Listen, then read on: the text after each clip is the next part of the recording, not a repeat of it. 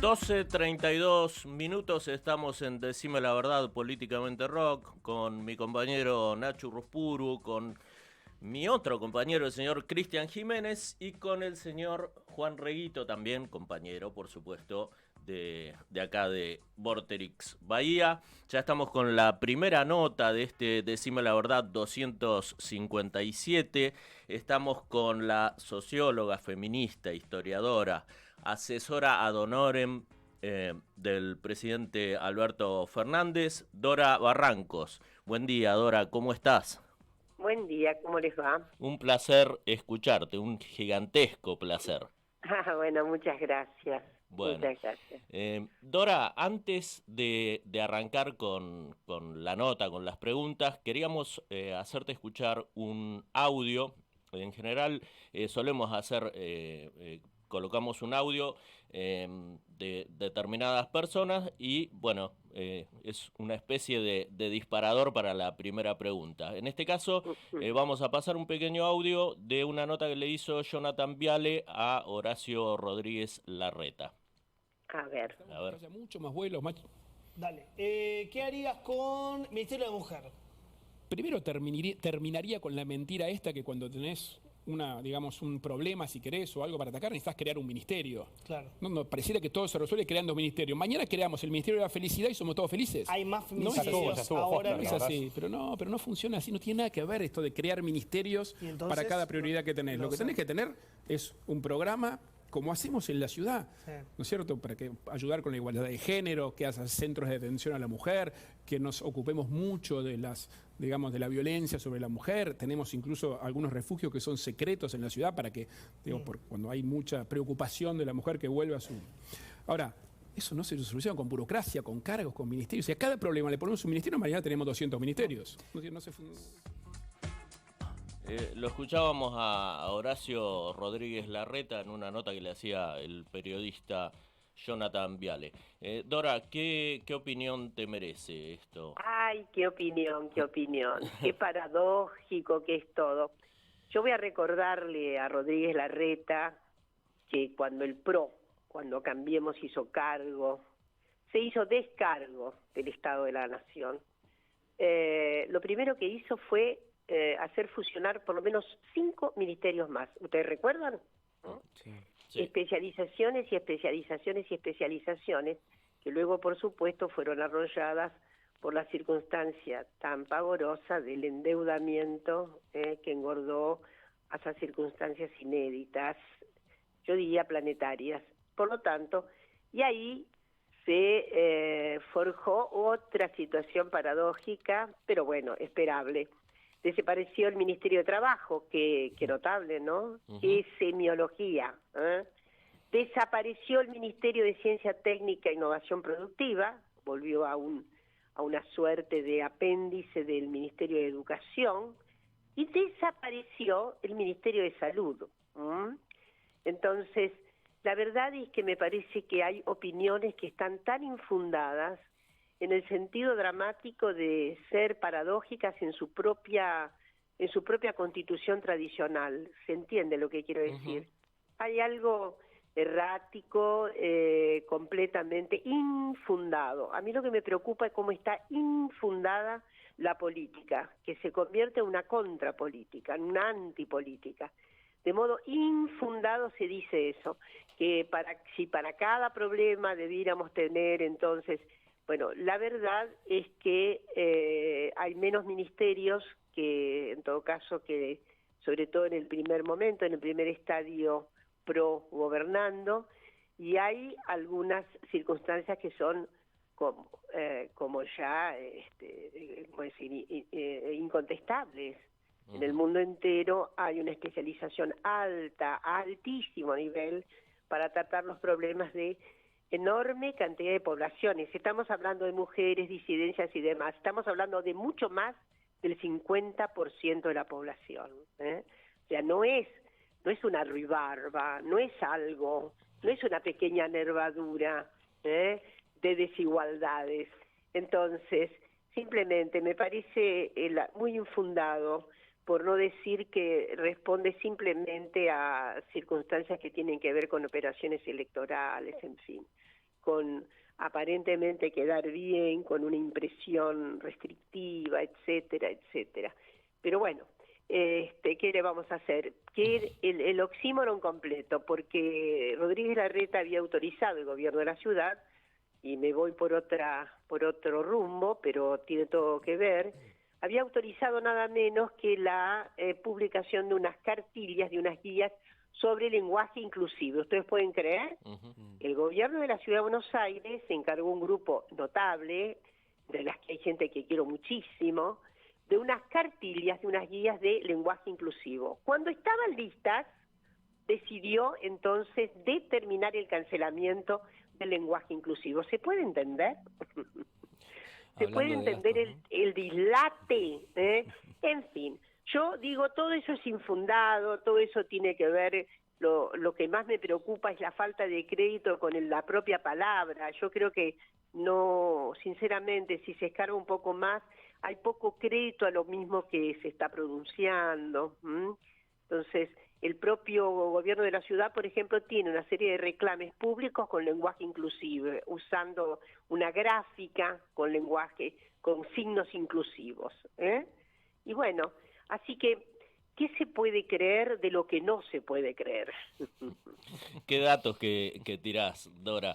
Seguramente en un ratito mi compañero de programa Nacho Ruspuru te va a hacer alguna pregunta relacionada con eso, pero antes que él te comience a preguntar también, yo quería ir por otro lado también. En una nota que titulaste Las hienas están en nuestro patio, hablaba sobre justamente el avance de la derecha en distintas latitudes en América Latina. Pareciera lo contrario, ¿no?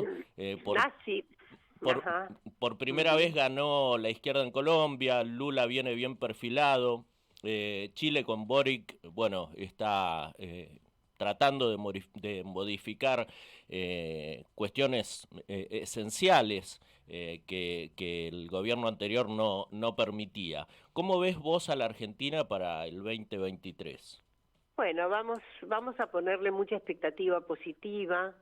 Yo creo que hay una gran capacidad de, sobre todo, a veces parece suspendida la capacidad reflexiva, crítica, acerca de las circunstancias más recientes, todas tan tenebrosas, ¿no? Tuvimos un cuaterno muy grave insisto, de un retroceso, apenas señalando qué significan esos 3 ministerios que fueron cancelados para poner, obviamente, unos muñones en su lugar.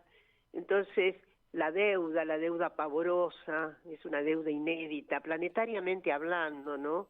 Debo ser más justa, creo que hay algunos países en África que han podido contraer una deuda tan frenética y tan desopilante, que implica que estamos atados, en fin, y que vamos a tener que salir de ese estado de atadura para poder sobrevivir, en fin.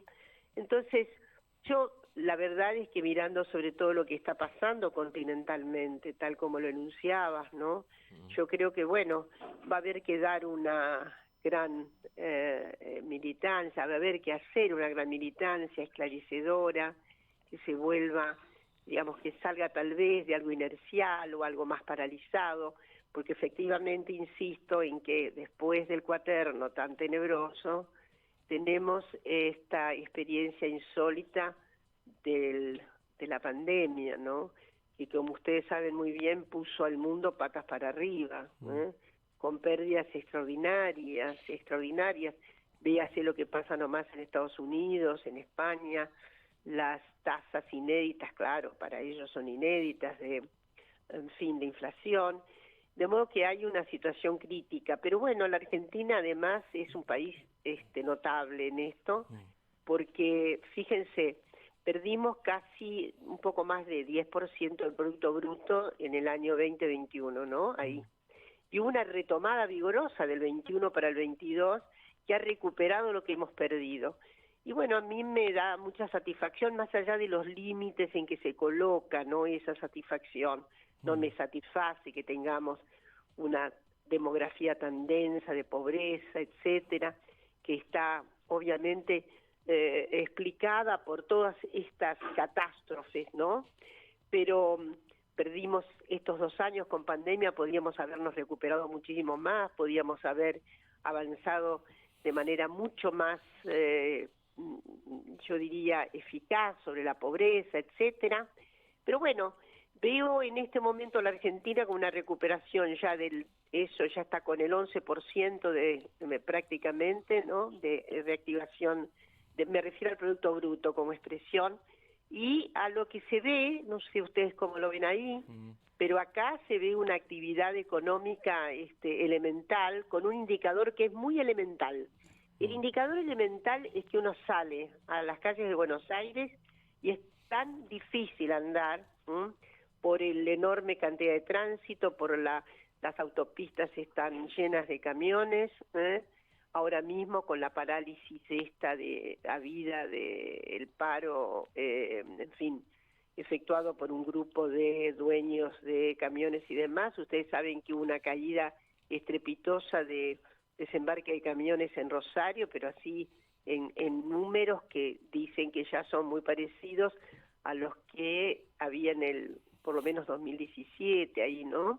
En fin, yo tengo un optimismo vertebral, ¿no? Así que hay que apostar, es difícil seguir sosteniendo que la gente quiere a toda costa votar contra sus propios intereses. Bueno, hay que examinar cómo estábamos y cómo estamos yendo, insisto, sobre todo en la perspectiva de no desesperarse respecto de, en fin, salir de este atolladero, salir del atolladero, necesitamos salir del atolladero, Dora, desde luego. No dejo de pensar que por último nos faltaba una circunstancia escatológica casi de dinosaurios que están haciéndonos pis desde arriba, con el asunto de la guerra, ¿no? En fin, pero vamos a sobre todo a tener mucho más eficacia en la acción gubernamental. Dora, te interrumpo muy cortito porque Nacho se sale por hacerte una pregunta, pero no quiero dejar escapar algo que dijiste recién, y esto te quiero consultar desde el punto de vista de la sociología. ¿Cómo se entiende que que algunos ciudadanos voten en contra de sus propios intereses? Ay, ¿Cómo lo piensa la sociología? A ver, es lo más complicado. Yo creo que es el reto más complicado para les cientistas sociales. Es el reto más complicado. No es la primera vez que ocurre, no es la primera vez. Hay ahí una suerte extraña que en todo caso que tenemos que tener investigación situada, no cabe. Lo mismo para todo y cualquier momento. Hay coyunturas en que la gente se siente más amenazadas, etcétera, entonces piensan. Hay además profetas más eficaces en el uso de una propedéutica del lenguaje que parece que, etcétera, etcétera, y eso da un ánimo particular a las gentes para que no piensen exactamente en lo que les va a hacer mal, sino que se encanten con propuestas que a sabiendas van a ser dolorosas. En fin, sobre todo ahora hay un sincericidio grande, porque muchísima gente, de las configuraciones de derecha en la Argentina, dicen lo que van a hacer ajustes, van a hacer desaparecer ministerios, en fin, por lo menos tenemos una expresión que no da lugar a engaños viles, ¿no? Como ocurrió obviamente en el 2015, en que se llega a la gobernanza con una concatenación absolutamente adulterada de lo que se iba a hacer. Así que bueno, esperemos que no vuelva a ocurrir, que la gente piensen de manera muy sensata. Es difícil articular reflexión cuando sobre todo se está en malas condiciones. La precariedad da lugar a contenidos que son a veces poco reflexivos, ¿no? Y a una economía de decisión que es poco reflexiva. Pero bueno, vamos a apostar. Dora, ¿y cómo afecta en una sociedad el tratamiento que le dan los medios de comunicación a determinados temas, ¿no? Por ejemplo, acá en Bahía Blanca vos sos de Jacinto Arauz, ¿verdad? Así es. Sí, así que, bueno, conocés la realidad bahiense probablemente, y bueno, nosotros tenemos un medio con más de 100 años que durante por lo menos 50, 60 años fue el único medio y que además generó un conglomerado de otros medios o submedios satélites que manejaban la opinión pública, ¿verdad? Acá en Bahía Blanca. ¿Cómo afecta en una sociedad el tratamiento que le dan los medios, sobre todo escuchando una sola voz? Ese es el problema, es uno de los problemas cruciales, es un problema. Yo voy a decirles algo, hace 50 años atrás, 40, teníamos otra idea de lo comunicacional, porque lo comunicacional, bueno, y no voy a abusar con autores, era un aspecto más que tenía como contrapartidas en los receptores. Los receptores no se tragaban todo lo que emanaba de un medio determinado, ¿no? Al final, como decía Luján, la comunicación es el propio medio, ¿no? No tanto lo que se dice, el propio medio tiene un efecto. Ahora bien, en el pasado, la verdad, por eso ha cambiado mucho también, yo diría, han cambiado mucho las características socioculturales, las sociedades cambian, no son las mismas.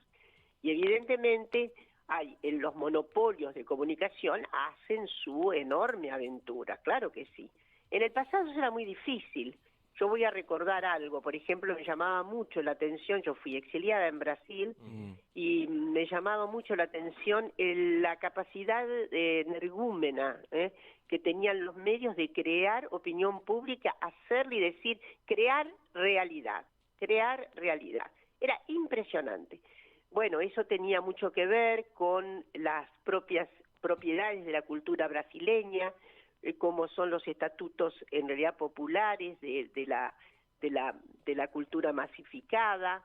Había una tendencia a esto, ¿no? A dejarse llevar mucho por lo que Fernando Henrique Cardoso perdió una vez la elección para gobernador de São Paulo, si mal no me acuerdo, a propósito de un furcio que tuvo en una entrevista en televisión, pueden ustedes creer, ¿no? Sí, no, pero absolutamente. fue así, era así. Fernando Enrique tenía no sé, pero había en ese momento unas encuestas que decían que estaba arriba, etcétera, etcétera, y le daban más de 28%, no recuerdo bien cómo era. Esto ocurrió hace bastante tiempo, después fue presidente, ¿no? Claro. Y resulta que después de ese acontecimiento, que era una entrevista que le hacían como 7 periodistas, ¿y saben cuál fue la pregunta? No lo pueden creer. Un periodista era una especie de, como es, de media luna de periodistas que lo sentaban en el medio al entrevistado y venía un ping-pong. Entonces, ahí le pregunta uno de ellos, de manera muy osada y muy sinvergüenza, le dice, yo no voy a hacerlo en portugués, por favor, lo voy a decir en español. ¿Usted cree en Dios? Pregunta fatal para una sociedad pan religiosa como era la brasileña y como sigue siendo, ¿no? Aunque ahora mucho más orientada a las confesiones evangélicas.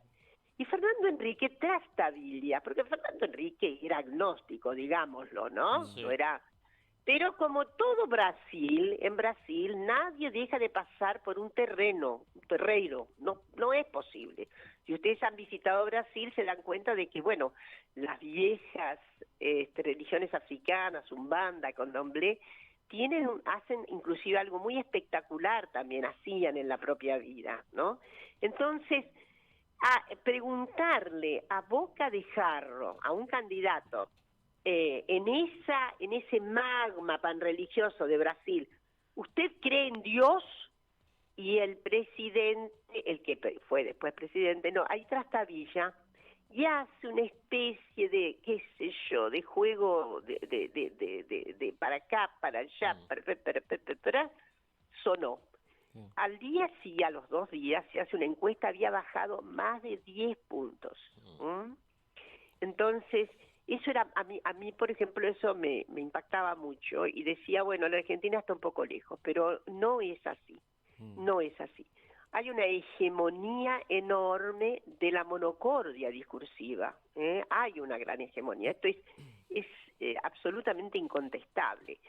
Medios con mucho poder, muy concentrados, y además la repetición del mensaje que hace efectivamente a rutinas. Finalmente, hay gente que no sale de una emisora, es cierto, y algunas también estamos viciadas en una sola emisora, por ejemplo, pero bueno, no, lo que quiero decir es que eso taladra, si todos los días se dicen, y sobre todo asoman los falsos detalles, porque los falsos detalles le dan más visos de realidad a las cosas. Los bolsos, por ejemplo, ¿no? La categoría los bolsos. Alguna vez tenemos que hacer un examen de esto. Yo creo que ahora, obviamente, hay un mayor craquelé debido a que a las fake news efectivamente son tan abundantes, tanta, que finalmente son tan concurrenciales que se van como diciendo, se están solapando, ¿no?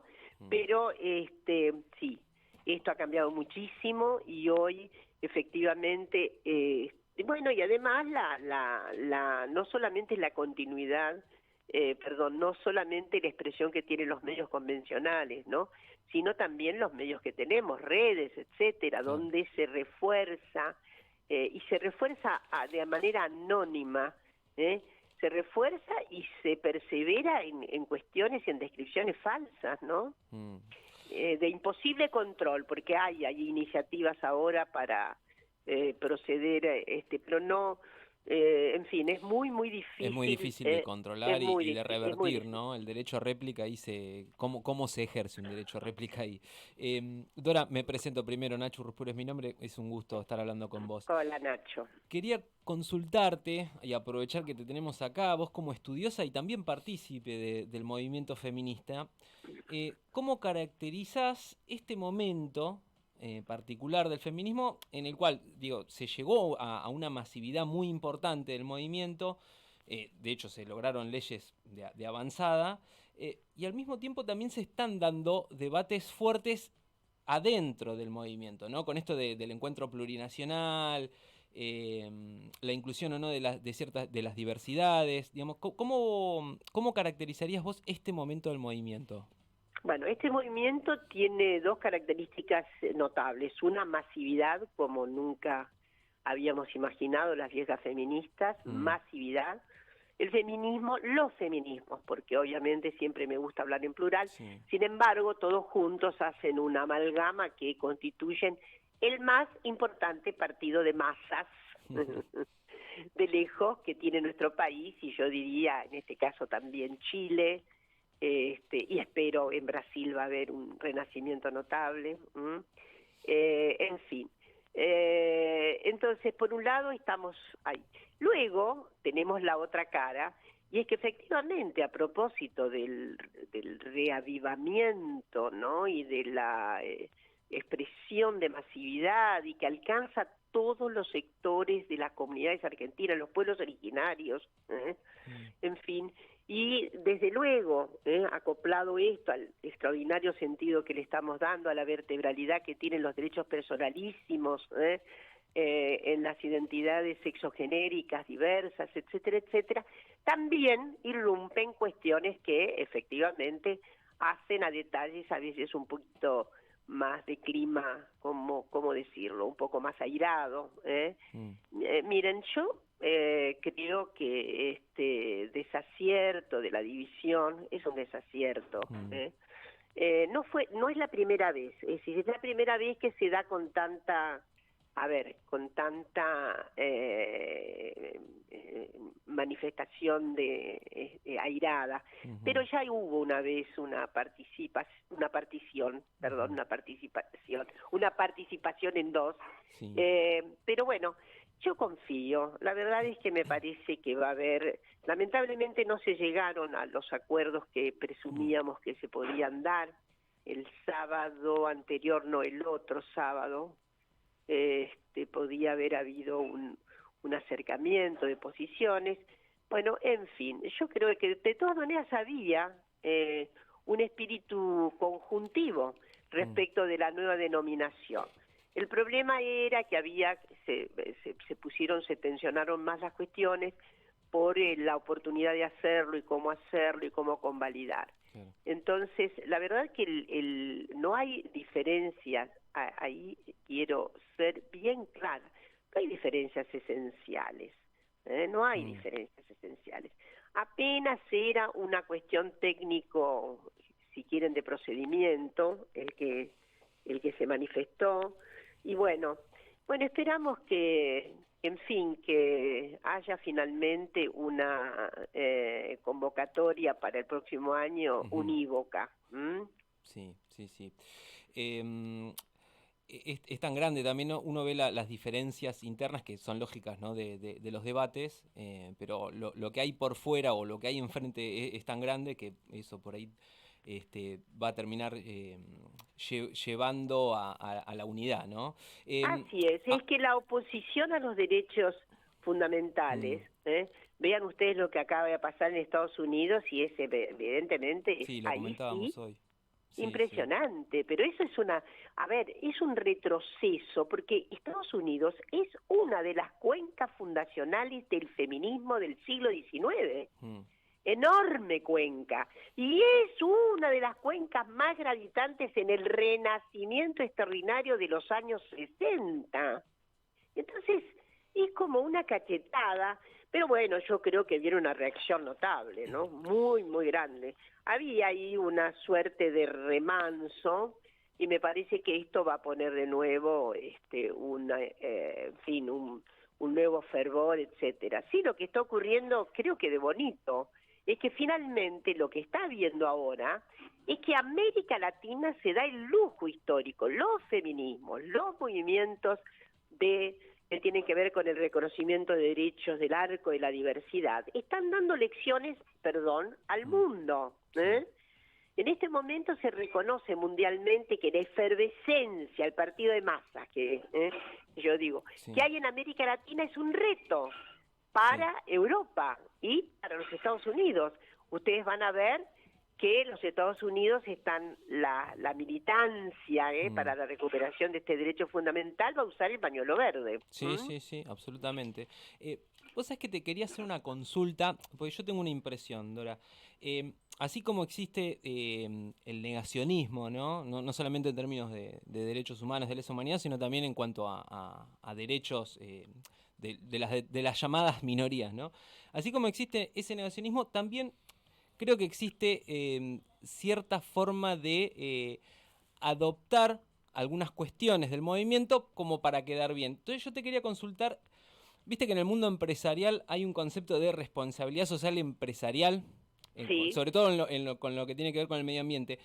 Quería consultarte si sentís que en política también se está dando algo similar, se le está dando un uso similar al feminismo.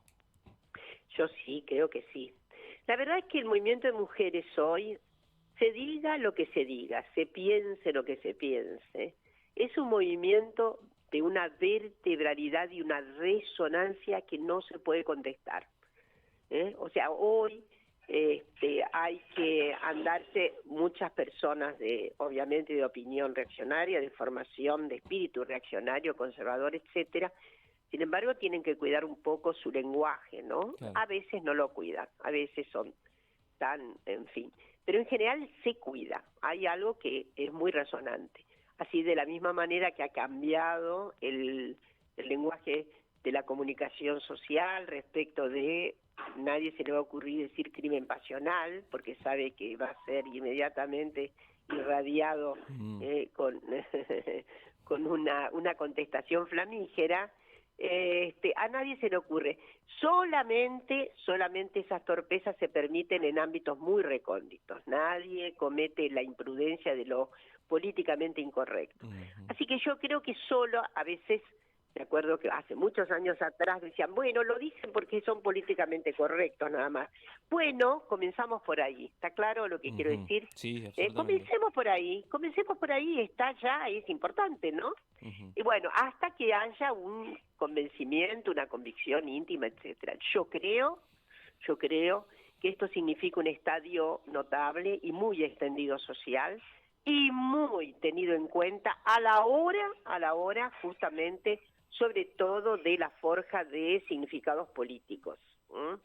Se tienen que tener muy en cuenta. En este momento, en Brasil, por ejemplo, la mayor, ustedes saben esto, ¿no? La mayor aptitud pro Lula proviene de ¿quiénes? Seguramente, de las mujeres. De las mujeres. En este momento, las mujeres, ayer estuvimos con Manuela Dávila, que fue la candidata a vicepresidente, cuadro extraordinario, Manuela, a la vicepresidencia, ¿no? Fue la candidata. Nos estaba contando estas últimas encuestas que son muy, muy notables y bueno, hay que tenerlo muy en cuenta. Bueno, pasó en Colombia también, perdón que que meta ahí, también sucedió lo mismo en Colombia. También en Colombia. Entonces es una demografía política que hoy no se puede soslayar. No se puede soslayar. Bien. ¿Hola? Sí, estamos acá, te estábamos escuchando atentamente. Dora, bueno, tanto a Nacho como a mí nos quedan, yo tengo anotadas un montón de preguntas, pero otro día nos quedan, sí, por supuesto, si a vos no te molesta, te queremos comprometer para una segunda parte de otra nota con Pero por Dora. Supuesto, con enorme gusto, sobre todo que es esa región que yo quiero tanto, que es la de mi patria chica. Bien. Así que para mí Bahía era la ciudad, bueno. Bueno, y ojalá pase por acá, por decirme la verdad, directamente. Bueno, ojalá podamos. ¿Has vuelto a la Prida, Dora? No, hace tiempo que no voy, hace unos años que no voy. Bueno, les mando un abrazo grande. Bueno, un abrazo gigante también. Gracias, muchas gracias. Un gusto. Gracias.